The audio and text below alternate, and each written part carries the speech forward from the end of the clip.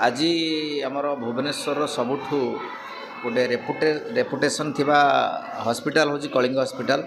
से Kalinga hospital campus रे गोटे कलिंग नर्सिंग कॉलेज अच्छी। से नर्सिंग कॉलेज रे 2026 मसीह जो मैंने नुआ एडमिशन नहीं से गोटे वेलकम सेरेमनी थिला।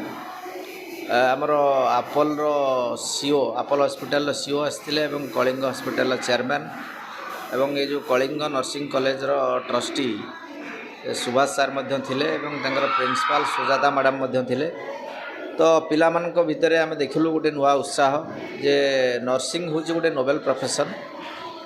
ये प्रोफेशन जो मैंने काम करती से माने सब बड़े गोटे निजक सैक्रिफाइज करती। They are symbol of dedication and compassion.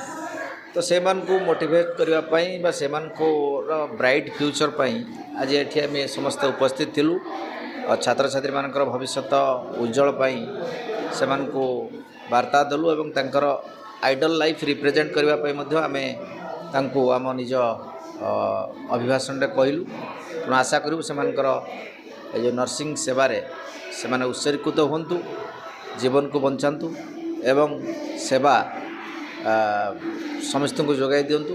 यह ही आम वार्ता रखिलु। धन्यवाद।